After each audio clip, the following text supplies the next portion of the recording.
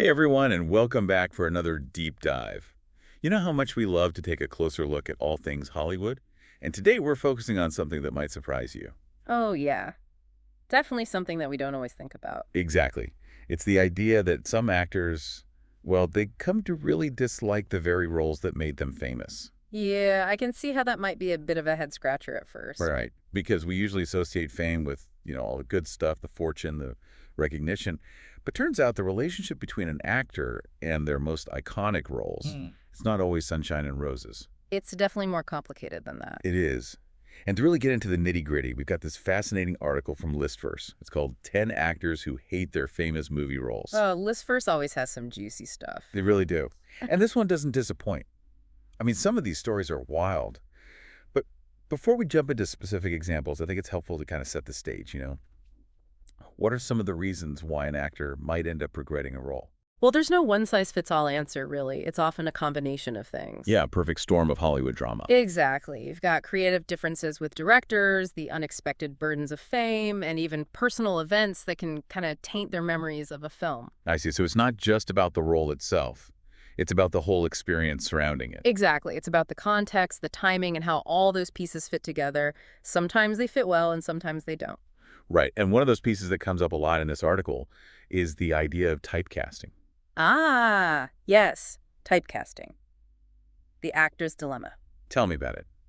So for those who might not be familiar, can you break down what exactly typecasting is and why it can be such a problem for actors? Sure, typecasting is essentially when an actor becomes so strongly associated with a particular type of role, think like the tough guy or the girl next door, that they struggle to break free from that image. So even if they want to explore different kinds of characters, they keep getting offered the same old thing? Exactly. And that can be incredibly frustrating. Imagine you have this range, this depth as an actor, but you're constantly being put in the same box. It's like being trapped in a creative rut. Yeah, it can feel like that.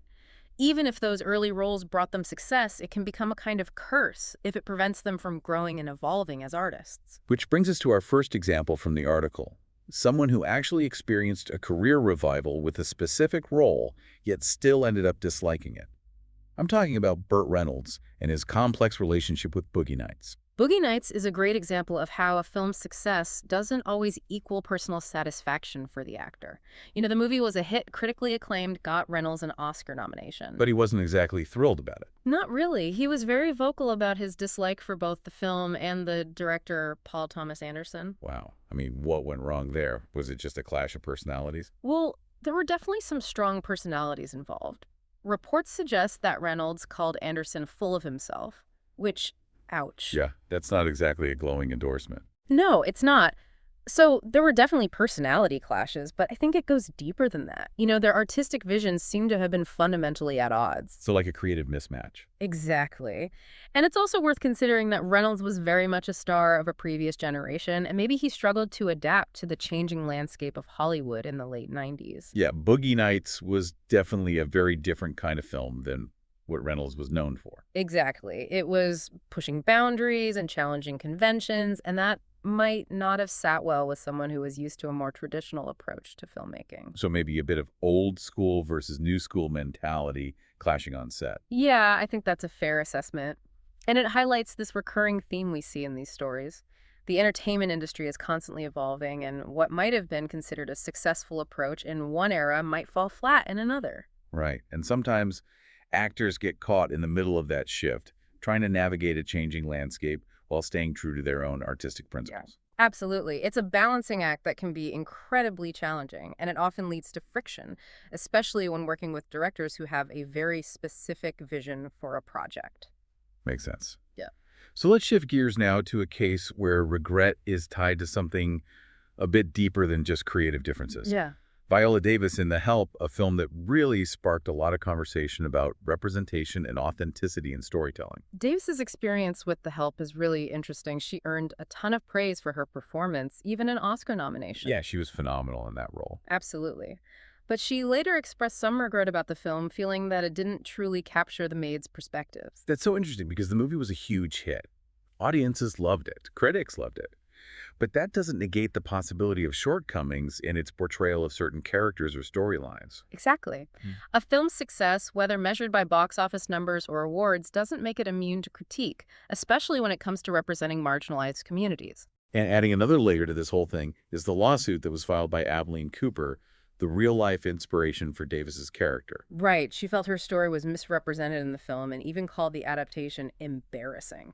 Wow. So you have this added layer of real-life individuals grappling with the consequences of how their stories are being told. It really highlights the responsibility filmmakers have to approach sensitive subjects with care and to prioritize the voices of those whose experiences they are portraying. It makes you realize that behind the polished facade of a Hollywood production, there can be real-life individuals whose lives are impacted by how their stories are being told. Absolutely.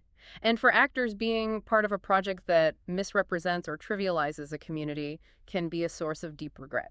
Okay, so we've talked about clashes with directors and concerns about representation, but sometimes an actor's dislike for a role stems from something a little more personal. Yeah. Something I think a lot of us can relate to, the awkwardness of looking back at our younger selves. Oh, yeah, those cringeworthy memories. We've all been there. Exactly. But imagine if that awkward phase was broadcast to the entire world in the form of a wildly popular movie. Enter Zac Efron in High School Musical. Ah, yes. The teen heartthrob phenomenon. It can launch careers, but it can also be a lot to handle for young actors who are still figuring out who they are. And in Efron's case, he doesn't exactly look back on those High School Musical days fondly. He's even joked about wanting to kick that guy's viv when he sees himself in those films. I mean, I get it. We all have moments in our past that we'd rather forget. Mm. But it's got to be different when that moment is literally immortalized on film. Totally. It's like your most awkward phase is preserved for all eternity. Right. And so the regret here might stem from the feeling that those early roles no longer represent who he is or who he wants to be perceived as. Exactly. It highlights that disconnect that can sometimes happen between an actor's public persona and their personal growth. They're constantly evolving as people, but those early roles are frozen in time. It's like a constant reminder of a version of themselves that they've moved on from. Yeah, and who among us hasn't had that experience to some degree? We all grow and change, and sometimes those early chapters of our lives don't quite align with who we are now. So true. Okay, we've covered some interesting examples so far, but there's so much more to explore. This Listverse article goes on to list several other actors who have expressed regret over their iconic roles. And sometimes that regret is tied to the weight of expectation that comes with, taking on a legendary role. Even the most talented actors can falter under that kind of pressure. Which brings us perfectly to our next example, George Clooney and Batman and Robin. Oh boy. Yeah, talk about a cautionary tale. Right. I mean, he landed the coveted role of Batman only to have the film become a notorious flop. Oof. I mean, to be considered one of the worst superhero movies ever made, that's got to sting. Yeah, imagine the initial thrill of getting cast as such an iconic character and then having it all come crashing down. It's got to be a reality check for sure. But hey, at least Clooney has a good sense of humor about it. Yeah, he's definitely poked fun at himself over the years. Even apologized to fans for his performance. And he even keeps a photo of himself in the batsuit as a reminder to choose his roles more carefully. It speaks to his humility, Yeah. Not every actor can own their mistakes with such grace. Yeah, it's like he's saying, hey, even Batman can have a bad day at the office. Exactly. And it's a valuable lesson for anyone in a creative field. Failure is inevitable. It's how you learn and grow from those experiences that really matters. So true. Okay, ready for a wild one? Let's talk about a movie that's practically synonymous with joy and heartwarming melodies. Oh, I think I know where you're going with this. One of those beloved musicals of all time. And guess what? The star absolutely despised it. Christopher Plummer and The Sound of Music. He even nicknamed it The Sound of Mucus, which I gotta admit is kind of funny. Yeah, it's definitely not the image that comes to mind when you think of that film, all those adorable children singing in the Austrian Alps. Right. But Plummer reportedly found the role incredibly dull and felt stifled creatively during filming. There are even stories about him trying to spice things up on set, shall we say. Oh, I love to hear those stories, but it's such a stark contrast to the film's image, isn't it? Makes you wonder what was going on in his life at the time, What might have colored his perception of the whole experience. It's a good reminder that we often only see the surface. Beneath the polished performances and the catchy tunes, there are always deeper stories unfolding. Exactly. And it speaks to the subjective nature of art. What might be one person's cherished classic can be another's creative nightmare. Okay, buckle up for this next one. Imagine starring in one of the most influential film franchises ever, one that's become a global cultural phenomenon, and still thinking it's utter garbage. Whoa, that's a tough one. But I think I know who you're talking about. Yep, Alec Guinness and Star Wars. Yeah. He played Obi-Wan Kenobi, one of the most iconic roles in cinematic history, and he thought the whole thing was ridiculous. Oh, yeah, he was very vocal about his dislike for the films, even though he made a ton of money from them. I took the role mainly for the money, actually, convinced the film would be a flop. And even after Star Wars became a sensation, he remained unimpressed. He just didn't get it. It's funny because for so many people, Star Wars is this cultural touchstone, this beloved classic. But for Guinness, it was just a silly sci-fi flick. It really highlights the disconnect that can sometimes exist between an artist's vision and a work's reception. Can something be both a pop culture phenomenon and a source of personal regret for those involved? It's just a fascinating question, and it speaks to the unpredictable nature of art. Sometimes things just resonate with audiences in a way that the creators never anticipated. And sometimes those same creations can leave the creators feeling unfulfilled or even embarrassed. It's all part of the creative tapestry, I guess. So true. Okay, let's talk about Brad Pitt and Interview with the Vampire, because this one is interesting. It's a film that really helps solidify his status as a leading man. But for Pitt, the experience was far from enjoyable. Yeah, he's described it as miserable, blaming the long hours, the isolating nature of the shoot, and the fact that it kept him away from home during a personally difficult time. He even tried to buy his way out of the contract, offered the producers $40 million to let him go. $40 million. Wow, that's serious commitment to not wanting to be there. Right. But they refused, so he ended up staying on. I guess sometimes even A-list stars have to honor their commitments. Yeah. Even if it means enduring a miserable filming experience. But it shows, that even for these huge stars, it's not always about the money. Sometimes the emotional and psychological toll of a difficult project can outweigh the financial rewards. It humanizes them a bit, doesn't it? Reminds us that they're dealing with real-life struggles just like the rest of us. Totally. Okay, get this. Gene Hackman, a true legend, had mixed feelings about one of his most beloved roles, Coach Norman Dale in Hoosiers. Wait, really? Hoosiers is a classic, and Hackman is amazing in it. I had no idea he had any reservations about it. Well, he's expressed some resentment toward the film. Can you imagine being on set with Gene Hackman in a movie that would later become a classic and hearing him say, "Save your money, this thing is going to bomb"? No way. He actually said that. He did. Apparently, he told that to his co-star Dennis Hopper. It's unclear exactly why he felt that way.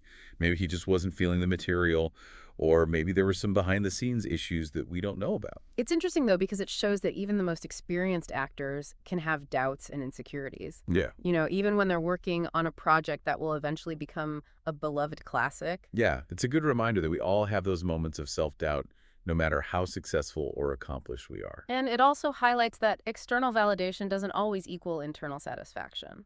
A film can be a huge hit, but that doesn't mean everyone involved will feel personally connected to it or proud of their work. Okay, speaking of disconnect between personal beliefs and a film's message, let's talk about Crispin Glover and Back to the Future. Oh, yeah.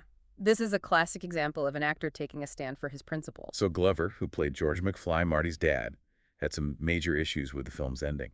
He felt it undermined the themes of self-improvement and growth by implying that financial success equals happiness. Yeah, he wasn't a fan of that whole money solves everything message. And his disagreement with the filmmakers ultimately led to his decision not to appear in the sequels.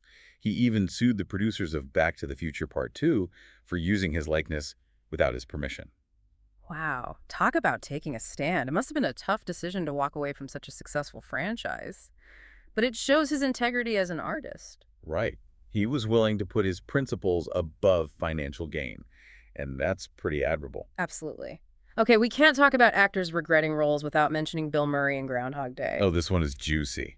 It involves a falling out between two comedy legends, Murray and the film's director, Harold Ramis. They were close friends and collaborators, right? So what went wrong? Well, they had very different visions for the film. Ramis wanted a more philosophical and introspective comedy, while Murray, known for his improvisational style, seemed to prefer a more broadly comedic approach. So their creative differences caused some tension on set. Some tension. Things got so bad that Murray reportedly refused to speak directly to Ramis and opted to relay messages through a sign language interpreter. Oh, wow. That's next level passive aggressiveness. Right. You got to wonder what was going through the interpreter's mind. It's almost comical, Mm. but it also highlights the intensity of those creative collaborations and how those differences can unfortunately spill over into personal relationships. Yeah, it's sad that their friendships suffered because of it, but it's also a reminder that the creative process can be messy and unpredictable, even when you're working with people you love and respect. And that even amidst the laughter and the success there can be underlying tensions and personal struggles that we as the audience never really see. It adds another layer to our understanding of these actors and the roles they play. Behind the polished performances, there's always a human story, often complex and full of surprises. Man, we've really gone down the rabbit hole today, haven't we? From typecasting to creative clashes to just the plain old weirdness of Hollywood. Yeah. It seems like there's always more to these stories than we see on the surface. Yeah, it's been a real eye-opener, and you know what's really struck me? It's how this whole conversation has challenged our usual ideas about fame and success. Because we tend to think of those things in such a, glamorous way. Hmm. But it's easy to forget that actors are people too. They have their own baggage, their own struggles, their own reasons for feeling happy or regretful about certain roles. Exactly. A role that might seem like a dream come true from the outside could actually be a source of real pressure or even disappointment for the actor. Like with Clooney and Batman and Robin, right? It's Batman. You'd think that would be a no-brainer, but even that role came with its own unique challenges. Absolutely. And sometimes a film that might not be a blockbuster hit could still be incredibly meaningful to an actor because of the relationships they formed on set or the creative risks they took. It's like that saying you can't judge a book by its cover. You can't just look at a film's box office numbers or its awards and assume you know the whole story. Right, there's always more going on behind the scenes. And that's what makes this whole exploration so fascinating. It encourages us to think about the human stories behind those iconic performances. It's about recognizing that there's always more to the story than what we see on screen, Mm. and that behind every performance, there's a real person with their own unique perspective and experiences. And those experiences can be incredibly varied. Sometimes they're filled with joy and fulfillment, and sometimes they're tinged with regret or even anger. But even in those negative emotions, there's something to be learned about the nature of art and the unpredictable paths our creative journeys can take.